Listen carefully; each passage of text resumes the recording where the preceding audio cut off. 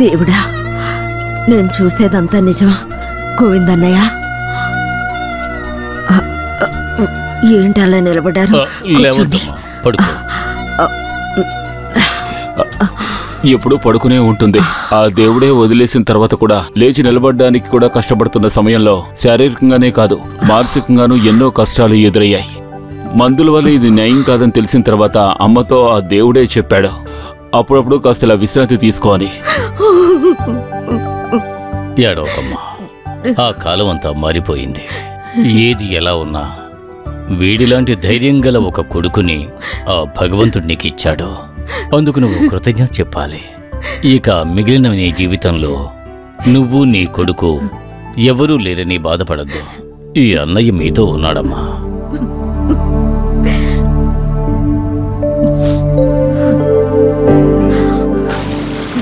వేగంగా బ్రష్ తీసి కొట్టరా, పిక్ ప్యాకెట్ మాత్రం వేగంగా కొడతాం. ఇదిగోండి. ఏంట్రా ఇంత పొద్దున్నే ఇంత పెద్ద క్యారియర్ తీసుకుని ఇటు వైపుకి వచ్చావు? కోళ్ళ వ్యాపారం స్టేషన్కి మార్చవే ఏంటి? అయ్యో, నేనెందుకు అలా చేస్తాను? కావాలి. అవును, మీరు బానే ఉన్నారు కదా?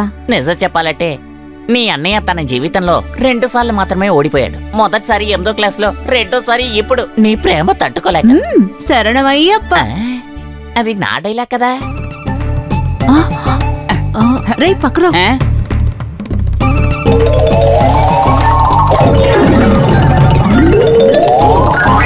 పబ్లిక్ ప్లేస్ లో సిగరెట్ కలిస్తే పోలీసులు పట్టుకుంటారు. మరి పోలీస్ స్టేషన్ లో కాలిస్తే పోలీసులు పట్టుకోరు. అందుకే అన్న ఇక్కడ కూర్చొని కాలుస్తున్నాడు. అదేమీ కాదు, వీడు సినిమా థియేటర్ లో కూర్చొని దమ్ము కొట్టేవాడే. సాయంకాలం వరకు ఇక్కడే కూర్చొని దమ్ము కొట్టమని ఎస్ఐ గారు చెప్పారు. ఎలా ఉంది? బాగుంది. 1 గంటలో 4500 బీడీలు కాల్ చేశాడు. నేను తిన్నాక తాగమంటారా? నువ్వు తినేటప్పుడు బీడీలు ఎవడు కాలుస్తాడు? ఇంకా బండి చూస్తున్నారా? కాల్చరా, కాల్చు. నువ్వు రామ్మా, లోపల ఎలాంటి వాళ్ళు చాలా మంది ఉన్నారు. ఇక్కడే ఉండరా. ఏరా, బండి ఇంకా సిటీకి రాలేదా? వీడు లేడీ సీట్ లో కూర్చుని మగతనం చూపించాడు, అందుకే ఈ శిక్ష.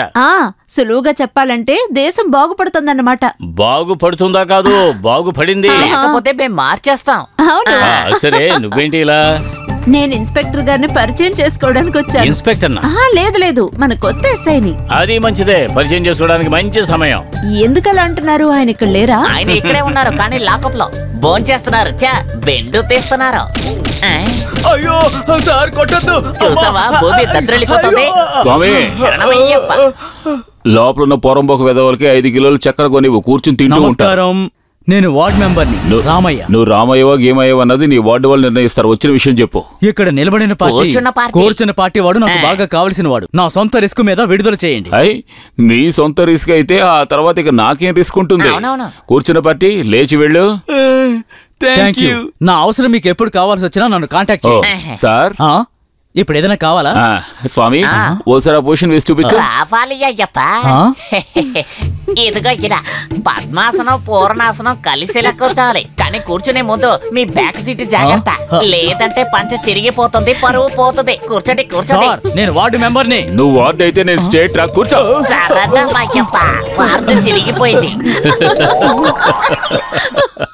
హలో, ఏమిటి ఇలా వచ్చావు? ఆ వెధవలు మళ్ళీ వచ్చారా సర్కస్ చేయడానికి?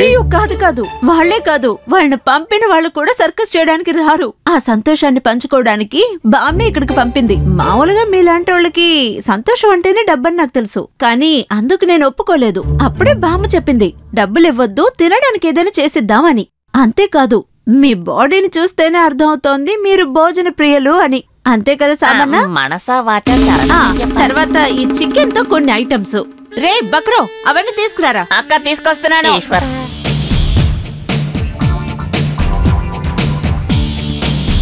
అన్నయ్య. రే బక్రో, అవన్నీ తీసి బయట పెట్టరా. ఇది చికెన్ చిల్లీ, ఇది చికెన్ ఫ్రై, ఇది చికెన్ నాట పులుసు, ఇంకా చపాతీ, రొట్టెలు, తర్వాత బాస్మతి రైసు. టైం లేకపోవడంతో ఇవే చేయగలిగాను. మీరు కూర్చుని ఇవన్నీ ఒక్క పట్టు పట్టండి. ఇవన్నీ ఎవరు చేశారని చెప్పా? గౌరీ. అదెవరు? అది నేనే. అయితే నేనే చేశానని చెప్తే సరిపోదా? వీటిని నువ్వు ఇంత కష్టపడి ఇంత దూరం తీసుకొచ్చినందువల్ల మర్యాదగా కాసేపు వెళ్ళి ఆ చైర్లో కూర్చో. వద్దు సార్, నేను ఇక్కడే నిలబడతాను. నేను చెప్తాను కదా, ముందు కూర్చో. లేవరా, నువ్వు నిలబడితే చాలు, నీ వయసు అంతే. వచ్చాడు. అందులోంచి ఒక్కొక్కటి తీసి నువ్వు టేస్ట్ చూడు. అయ్యో ఇవన్నీ టేస్ట్ చేసి అయినా తీసుకొచ్చాను. పర్వాలేదు, టేస్ట్ చెయ్యి. ఎలా ఉంది? అద్భుతంగా బాగుంది కదా? అయితే మరి ఒకసారి అటు తిరిగి ఆ బోర్డు చూడు. బహుమతి ఇవ్వడం తీసుకోవడం తప్పు అలా అని రాస్తుంది సార్. అర్థమైంది కదా? అయితే ఒక 5 నిమిషాలు టైం ఇస్తున్నారు. ఆలోగా తెచ్చిన వాటిలో మొత్తం అంతా ఒక్కటి కూడా మిగల్చకుండా అంతా తిని ఖాళీ చేయాలి. ఇదెలా ఉంది? ఇది బానే ఉంది. అయితే మొత్తం అంతా తినో. తగుదనమ్మంటూ వచ్చింది.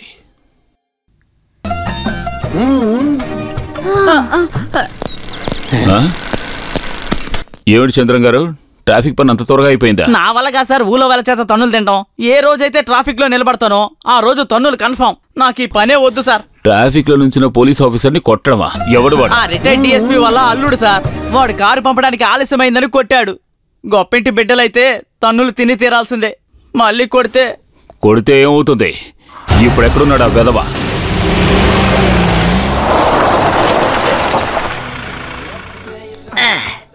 ఇంద్రనన్నా, లొకేషన్ ఇదేగా. లొకేషన్ మారితే సెక్షన్ మారిపోతుంది. స్వామి శరణమయ్యప్ప. లైటప్ సెటప్ చూస్తే దొరకడానికి అవకాశం. కొట్టిన వాడిని తిరిగి కొట్టడానికి, పడిన చోటు నుంచి లేవడానికి ఎవరు పర్మిషన్ అక్కర్లేదు. ఆరోగ్యం బాగుంటే అంతే చాలు. బలం ఉంటే చాలు. నాకు అది లేదు గానీ నేను కొంచెం దూరంగా ఉంటాను. వెనక్కి వెళ్ళకూడదు, ముందుకు రావాలి. ఇటు పక్క వచ్చినాడు అటు పక్క వెళ్తే ఇటు పక్క ఎవరు వెళ్తారు? చికెన్ ఫ్రై వాసన అదిరిపోతుంది. ఈ గుంపులో మీ మీద చేయి చేసుకున్నవాడు ఎక్కడున్నాడో చెప్పండి. చూడండి, మీ బ్రాండే. అదిగో ఆ గ్రీన్ షర్ట్ వేసుకున్నవాడే సార్. అయితే మీరు ఇక్కడే ఉండండి. మేము వెళ్ళి పరిచయం చేసుకున్న తర్వాత పిలుస్తాను. స్వామి శరణమయ్యప్ప. సారీ అల్లుడు గారు, మేము రావడం కొంచెం లేట్ అయింది. లేట్ అయిందా? ఇంతకు మీరెవరు? ఎవరని అడుగుతున్నారా? ఇది న్యాయంగా ఉందా? నేను మీకు ఎన్నోసార్లు చెప్పాను, బారు మార్చి తాగొచ్చు కానీ బ్రాండ్ మార్చి తాగకూడదు. నా బ్రాండ్ నిర్ణయించడానికి నువ్వెవరు? ఈ టైంలో అసలు ఎందుకు గొడవ అంటున్నా? తిన్నగా విషయానికి వచ్చేస్తా. అవును, మామగారికి ఇవ్వాల్సిన బహుమానం ఈ అల్లుడు గారికి ఇచ్చేద్దాం. మీరు ఏమంటారు? చంద్రం గారు,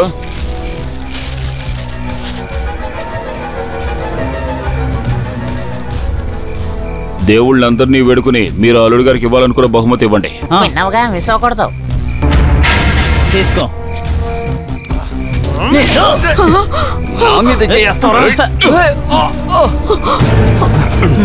రే బోడలుడు, నీ మామగారు రిటైర్డ్ డిఎస్పీ. లంచాలు గించాలు పుచ్చుకుని బాగా సంపాదించి ఆ డబ్బుతో ఈ కూతురునిచ్చి కట్నం ఇచ్చాడు. దాంతో నీకు శరీరంలో అన్ని మూలల కొలెస్ట్రాల్ బాగా పెరిగిపోయింది. ఆ కొవ్వు కరగడం కోసం పోలీసుల మీద చేయి చేసుకున్నావంటే ఇక్కడ నువ్వు తాగిన మందు మొత్తం అందరి ముందు బయటికి కక్కేంత వరకు ఒంగో పెట్టి చావు కొట్టి బెడ్ తీస్తాను. ఇలా చూడరా, నీ చావు నువ్వే కొని తెచ్చుకోకో. అయ్యో వద్దు, వదిలేయండి, వద్దండి. కావాలి చెలాయ్, వీడికి నీకు తెలియకుండా కొవ్వు ఎక్కువైపోయింది. ఇప్పుడు అర్థమైందా? నువ్వు ట్రాఫిక్ జంక్షన్ లో ఆయన్ని కొట్టావు, దానికి బదులుగా ఆయన ఫంక్షన్ కు వచ్చి నిన్ను తిరిగి కొట్టాను. గొడవలో ఓడిపోతే అమ్మతో వచ్చి గొడవ పెట్టుకున్నట్టు ఇది ఏపీ పోలీసు కొత్త టెక్నిక్. జంక్షన్ లో తన్నులు తిన్నట్టు ఫంక్షన్ లో తిరిగి ఇచ్చేస్తాడు. అంతేగా? వస్తానయ్యప్ప. ఆగండ్రా అక్కడే. ఎవడ్రా పిలిచిదే? డిఎస్పీ పరమేశ్వరన్ అల్లుడి మీద చేపట్టడానికి ఒక అబ్బకు పుట్టినోడు ఎవడన్నా ఉంటే ముందుకు రండ్రా.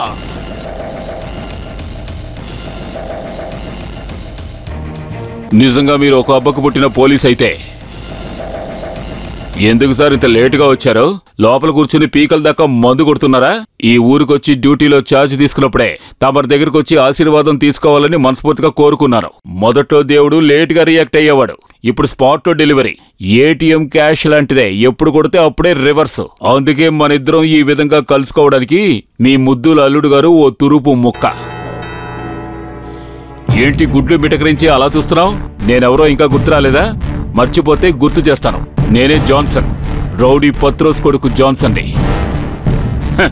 ఏమైపోయింది ఆవేశం? తండ్రిలాగా రేపు వీడు కూడా గుండాయిజంలోకి దిగితే మీలాంటి వాళ్ళకి పని ఎక్కువైపోతుందని భావించి మొక్కలోనే నన్ను తుంచి పారేయాలని రాత్రనగా పగలనకుండా వదిలిపెట్టకుండా చావగొట్టారు నన్ను.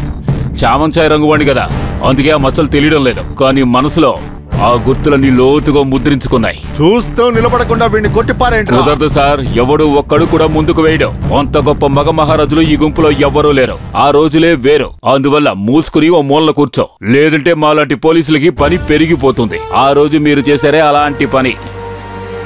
ఎలాగో ఇంతవరకు వచ్చింది కనుక ఇక్కడ నేను పూర్తి చేయాల్సిన పని ఇంకోటి కూడా ఉంది. రేపు చచ్చి శవం అయిన తర్వాత అంత్యక్రియలు జరిగే సమయంలో చేయవలసిన మిగిలిపోయిన ఒక సల్యూట్, అది అడ్వాన్స్ గా ఇక్కడే నీకు చేస్తాను. స్వామి, అయ్యగారికి చేయండి ఒక సల్యూట్. వస్తాను. రిటైర్డ్ డిఎస్పి సిగ్గుమాలిన కుక్క. వస్తాన్రా బేవర్స అల్లుడు.